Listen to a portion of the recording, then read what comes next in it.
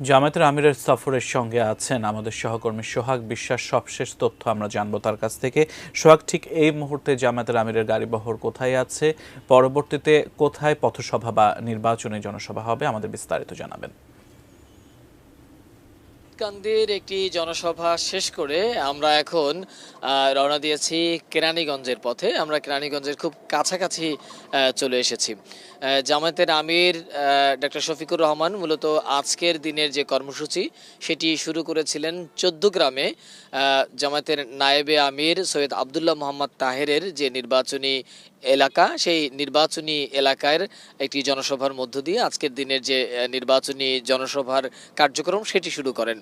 এই জনসভায় শুধু জামায়াতের আমির নয়, 11 দলীয় ঐক্যজোটের যে শীর্ষ নেতারা, বিশেষ করে মাওলানা মামুনুল হক, নাহিদ ইসলামের মতো নেতারাও ছিলেন।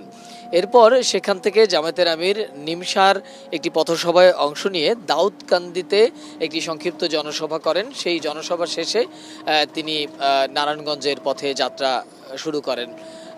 এই যে আজকে 3টি জনসভা, এর আগে গতকালকে 5টি জনসভা, মোটা দাগে আজকের যে কথা, মূলত 5টি জনসভা বা আজকের 3টি জনসভায় ঘুরে ফিরে জামায়াতের আমির একই কথা বলেছেন। তবে দাউদকান্দির যে জনসভাটি ছিল সেই জনসভায় তিনি নতুন একটি কথা বলেছেন। সেটি হচ্ছে, তিনি স্পষ্টভাবে উল্লেখ করেছেন যে জামায়াত যদি ক্ষমতায় আসে 5 বছর পর্যন্ত শিশুর পূর্ণ দায়িত্ব নেবে সরকার।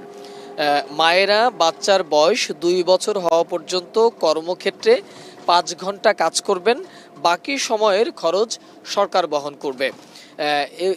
এইটা ছিল আজকের এই 2 দিনের আসলে নতুন তথ্য।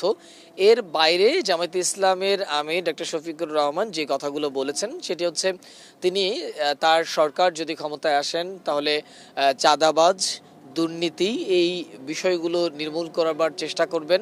এবং তিনি যুব সমাজদের উদ্দেশ্যে করে একটা কথা স্পষ্ট করেছেন যে বাংলাদেশে যেহেতু একটি বেকারত্বের সমস্যা রয়েছে, সেই জায়গা থেকে বেকারত্ব নিরসনে কর্মসংস্থান বৃদ্ধি করার ব্যাপারে সরকার প্রয়োজনীয় ব্যবস্থা নেবেন।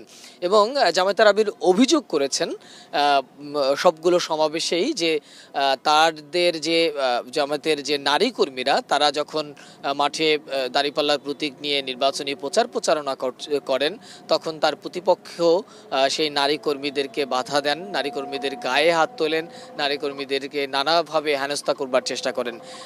সেই জায়গাটায় স্পষ্ট বার্তা দিয়েছেন যে যদি নারী কর্মীদের যদি এই পদক্ষেপগুলো নেওয়া থাকে তাহলে তারা কঠোর ব্যবস্থা নেবেন, এমন তথ্য তিনি জানিয়েছেন। মোটামুটিভাবে আজকের যে জামায়াতে আমিরের যে জনসভার যে তথ্যগুলো, সেটি আসলে পুরাতন তথ্যই। আজকে শুধু শিশুদের যে বিষয়গুলো, সেই বিষয়টাই শুধু তিনি সামনে এনেছেন।